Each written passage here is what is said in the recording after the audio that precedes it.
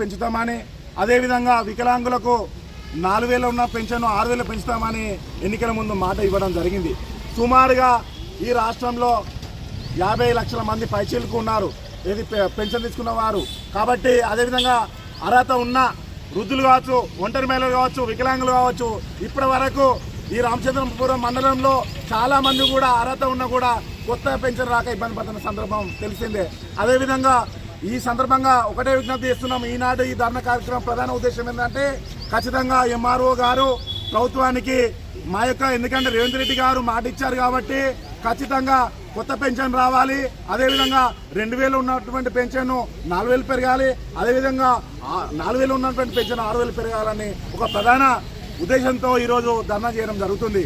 ఖచ్చితంగా మా ఆవేదన తెలుపడానికి ఈరోజు సుమారుగా అనేక ప్రాంతాల నుంచి రామచంద్రపురం మండల కేంద్రంలో ఈరోజు ప్రమోద్ నాయకత్వంలో, అదేవిధంగా లింగము, అదేవిధంగా ఇక్కడ ప్రధాన నాయకత్వంతో చాలా మంది విఎస్పిహెచ్ చేత పెంచదారుల సంఘం ఆధ్వర్యంలో ఈరోజు ఘనంగా ఈ ధర్నా చేయడం జరుగుతుంది. కాబట్టి ఈ సందర్భంగా ప్రభుత్వానికి ఒకటే డిమాండ్ చేస్తున్నాము, ఖచ్చితంగా 2,000 ఉన్న పెన్షన్ 4,000 పెరగాలి. అదేవిధంగా 4,000 పింఛన్ వికలాంగులకు ఇస్తామన్నది ఏది ఉందో 6,000 పెరగాలని తెలియజేస్తున్నాం.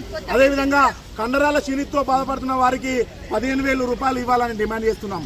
అదేవిధంగా ఈ రాష్ట్రంలో కావచ్చు, ఈ రామచంద్రపురంలో కావచ్చు, ఈ రామచంద్రపురంలో కేసీఆర్ కాలనీగా మొదలుకుంటే తెల్లాపూర్ మొదలుపెట్టిన రామచంద్రపురం మండలంలో అనేక బస్తీల్లో, అనేక గ్రామాల్లో అర్హత ఉండి కూడా అది వికలాంగులు కావచ్చు, ఒంటరి మహిళలు కావచ్చు, వృద్ధులు కావచ్చు, భర్తను కోల్పోయిన వితంతులు కావచ్చు, చాలా మంది కూడా పెన్షన్ రాక ఇబ్బంది పడుతున్న సందర్భం తెలిసిందే. కాబట్టి ఎంఆర్ఓ గారికి విజ్ఞప్తి చేస్తున్నాము, ఇది ప్రభుత్వానికి మీరు కలెక్టర్ గారికి నివేదిక ఇవ్వండి, ప్రభుత్వానికి నివేదిక ఇవ్వండి.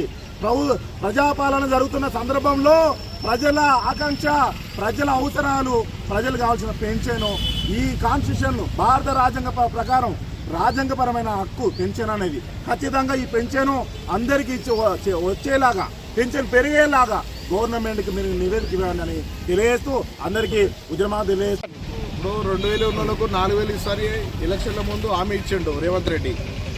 20 నెలలు అవుతుంది ఇప్పుడు ఎలక్షన్లు అయిపోయి కూడా ఆయన ప్రభుత్వం వచ్చి ఇప్పుడు దాకా పేదోళ్ళు ఆయన గుర్తు వస్తలేదు.